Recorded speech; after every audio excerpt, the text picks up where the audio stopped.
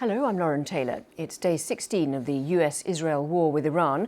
Over the next 10 or so minutes, we'll bring you our special programme looking at the key developments from today as the war continues into its third week. Israel says it's extending the scope of its military action against Tehran with strikes in western and central Iran.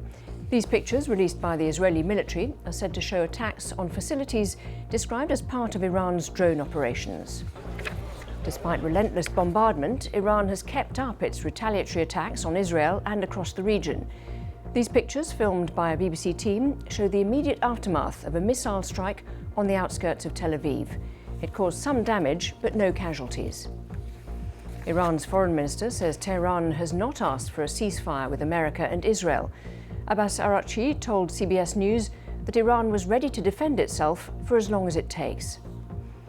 His comments follow an earlier claim by Donald Trump, who said the Iranian government appeared ready to make a deal, but in his words, the terms were not good enough yet. Let's focus first on the military campaign, because Israel says it's expanding the scope of its strikes on Iran, targeting what it calls regime infrastructure. An IDF spokesman said the Israeli military had plans for at least 3 more weeks of the campaign, with thousands of targets that could still be hit. In Israel, emergency services say several people have been injured following Iranian strikes. A missile armed with cluster munitions hit a residential area near Tel Aviv, causing damage but no casualties. Our Middle East correspondent John Donnison arrived there shortly after the strike. Right, you can see here we're just on the outskirts of Tel Aviv, and just as we were driving in, the sirens went off, and you can see here where we've got the impact. You've got a couple of cars completely destroyed, fires burning, and a bit of a sense of panic here amongst the people here. A lot of people running towards this spot, presumably to try and find out if anyone they knew had been hurt. We've not heard that there have been any casualties here, but you can see it's a pretty built-up residential neighbourhood. And these Iranian missiles, most of them are getting shot down, but some get through. And some of these missiles, what happens is they break up in the sky and form these smaller cluster bombs that don't do as much damage when they fall, but they're still potentially deadly. Israel's foreign minister has dismissed reports that the IDF is running short of ballistic missile interceptors. Gideon Saar spoke to reporters during a visit to the site of another Iranian missile strike near the town of Zarzir in the north of the country. He also touched on Israel's campaign in Lebanon, where the IDF has been striking targets linked to the Iranian-backed group Hezbollah. The latest figures from Lebanon show the human cost of that campaign. Health officials say Israeli strikes have killed more than 800 people since the start of the month. It was 826, and that figure has now risen to 850. In terms of displacement, the United Nations also says the fighting has forced more than 800,000 people to flee their homes. Gideon Saar denied reports that Israel and Lebanon were preparing to hold direct talks in the coming days. Hezbollah is working accordingly to instructions from Tehran, not from Beirut. They are acting against the will of Lebanon and its citizens. If the Lebanese government and the Lebanese army want to change something, they should do something in order to stop the attacks being done by Hezbollah from Lebanese territory. The most recent images coming in from Iran show the damage inflicted by US and Israeli bombardment. This was the scene early Sunday in a neighbourhood of Tehran where a police station was hit and some surrounding buildings were damaged. These pictures were filmed as part of a media tour organised by the Iranian government, but we've also been hearing directly from people inside the country. A man from Tehran said he disagreed with the attacks and told the BBC that Iran could be ruined if attacks continued at pace. Our correspondent Azadeh Moshiri has more.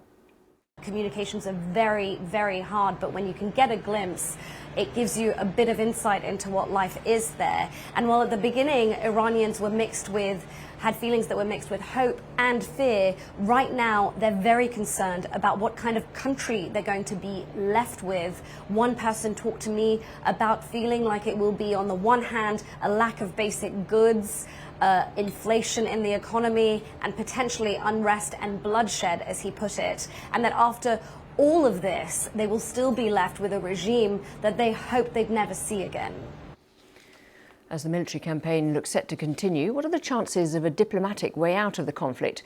The Iranian Foreign Minister, Abbas Araghchi, says Tehran has never asked for a ceasefire. It follows an earlier claim by Donald Trump, who said the Iranian government appeared ready to make a deal, but in his words, the terms weren't good enough yet. Let's get more on this from our correspondent in Washington, Simi Jolosho. So, Simi, bring us up to date with what each side has been saying. Yeah, well, President Donald Trump says Iran wants to make a deal, but that he's not ready to make a deal with Iran because it doesn't have terms that are good enough for him. He says that the terms need to be very solid, but he didn't expand on what very solid would look like. We know that one term President Trump would want in any deal with Iran is for the country to abandon any nuclear ambitions. On the other hand, you've got Iran's foreign minister who spoke to the BBC's US partner CBS News, saying that Iran never asked for a ceasefire and has not asked for negotiations. And he also said, why would Iran speak to the US? Because in the middle of negotiations, that's when the US struck Iran. He also claimed that 48 hours before the US struck Iran, Iran offered to dilute 440 kilos of its enriched uranium. He says right now nothing is on the table between the two countries and that Iran will continue to defend itself or continue fighting until President Trump concedes and says that this is an illegal war. But on the other hand, you've got President Trump who says that the US will continue hitting Iran very hard. He also mentioned potentially hitting more targets on Hog Island for fun, he said. It looks like a diplomatic breakthrough between these two countries currently appears really limited. There could have been some sort of indirect communication between the two countries, perhaps through Gulf intermediaries. But right now, both countries are clearly determined to continue exerting military pressure. Simi Jolosho, thank you very much indeed. Let's bring in our diplomatic correspondent, Paul Adams. And Paul, given what we've been hearing about the language on both sides, the US and Iran, is there any room for diplomacy or de-escalation at all? It doesn't feel like that at the moment. And I think a lot of the Western diplomatic efforts are probably focused around how to secure the Straits of Hormuz, because the thing that is worrying people from, all around the world is the long-term economic impacts of this crisis. And so that's why we're seeing governments talking about how, and even if it's possible, to guarantee shipping through that narrow waterway at a time when the Iranians could, and there is no evidence at the moment that they have, but that they could make it impossible through the sowing of mines. At the moment, as you've heard from Donald Trump and from the Iranians, there is no obvious sign that either side is looking for a diplomatic off-ramp at the moment. I think the Iranians feel that they still have cards to play, and judging by everything that we're hearing from the Americans and indeed the Israelis, they still feel that they've got some way to go with the military campaign. And some of the countries that have been drawn into this, the Gulf countries, and many of them were mediators in the past, weren't they? Have they got any room to put pressure on either side in this? Well, they will be trying. They will be trying to persuade both sides to look for that off ramp. I mean, the Omanis are absolutely furious because they felt that a deal was in the offing literally within hours of the attacks beginning. They felt that they had negotiated this deal whereby the Iranians would downgrade their enriched uranium, possibly then moving it outside of Iran. At the moment, Abbas Araghchi says all of that is under the rubble, and so that's not really an option at the moment. But they are furious, I think, at the launching of a war that they did not want to see. But they are also furious with Iran because they have seen a reaction from Iran which has included not just the attacks on American military targets up and down the Gulf, but also attacks on their own civilian infrastructure and, of course, their oil infrastructure. So they right now are really feel that they are caught between two players who frankly are not working to their interests, but pursuing this maximalist military objective instead. And in the meantime, the cost of this to the global economy continues to go up. And you mentioned the effect of the Strait of Hormuz essentially being blocked. How far do you think this is going to go? Well, I think, clearly the longer the conflict goes on, the more those impacts are rippling out across the global economy. And so that's why we are seeing this real focus now on trying to explore how the Strait of Hormuz might be opened. You've got the Europeans meeting tomorrow to discuss whether or not a mission that they've had in place in the Red Sea, dealing with similar threats from the Houthis in Yemen, whether that can be expanded in some way to include the Strait of Hormuz. You had the British government talking about sending maritime drone equipment. We've moved away from using ships as minesweepers. We're looking now at using drones, underwater drones, to detect and deal with mines. Lots of discussions, but frankly, you get the impression that here is a consequence of this war that was blindingly obvious. It was always going to happen, but for some reason, the Americans don't seem to have planned for it. You had Donald Trump saying only a short time ago, we don't need your ships, Britain.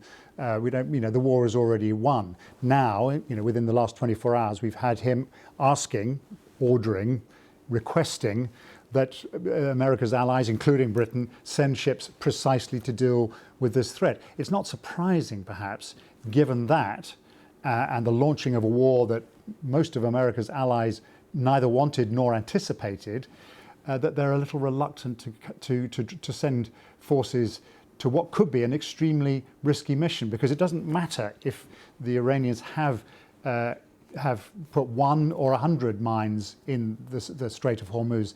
The fear that there might even be one is enough to deter not only commercial shipping but also foreign navies. Paul Adams, thank you very much indeed. Well, while the efforts to reach a deal to end the war are struggling to get off the ground, Israel and the US are determined, as we've heard, to continue bombing Iran. In his latest public comments, President Trump has praised the strength of the US military, highlighting the damage he says it has already inflicted on the Iranian regime. However, as we enter the third week of the conflict, the regime has neither collapsed nor capitulated. As our security correspondent Frank Gardner reports, it's difficult to tell how or when the war will come to an end. I think there was a definite underestimation here made by the White House and possibly by the planners in CENTCOM, that's US military's central command, the part of the Pentagon that covers the Middle East. Iran has an extraordinarily high pain threshold, as it were. I mean, it's taken probably over 2,000 fatalities so far, mainly amongst the Iranian Revolutionary Guards Corps. It's suffered a massive number of targets hit. But, and I put a piece about this actually on our live page on the BBC website, the news website. It's wrong to see this conflict in terms of number of targets hit, number of commanders eliminated.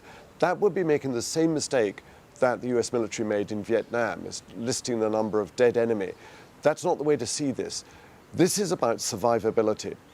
The Iranian regime, massively unpopular with millions of its own people only a month ago, they just have to survive this in order to be able to declare victory. The US military is throwing everything at it short of nuclear weapons, and yet they're not giving in.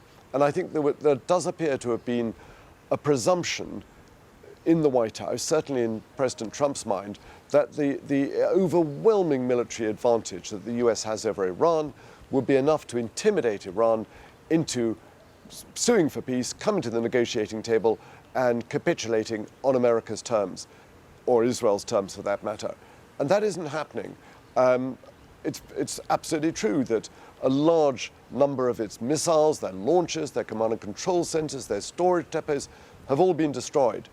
But they can rebuild those, and in the meantime, they've got a large number of these Shahed drones, which they can manufacture very cheaply and easily underground. They can churn out up to 500 of these a month. Iran is in this for the long game. They've got another advantage on their side apart from resilience, and that's geography. They effectively can control the Strait of Hormuz. And this is embarrassing, I think, to not just to the United States, the fact that this massive, powerful navy of theirs, the Fifth Fleet, can't secure safe passage for the world's shipping that carries 20% of the world's oil supplies. It's also embarrassing for Britain's Royal Navy, which used to have something called the Armilla Patrol that sailed up and down the Gulf. It dates back to the Iran-Iraq tanker war of the 1980s, where they swept the Strait of Hormuz clear of mines. It was hugely effective and successful. And yet, Britain sent home its last mine countermeasure ship, HMS Middleton, only a few days ago, and we've got no naval presence in the region. We've got an admin support unit, but with nothing to administer. Frank Gardner there. Whether you're joining us on YouTube, TikTok, Sounds, radio or TV, thanks for your time. We'll be back at the same time tomorrow with the Iran War Today.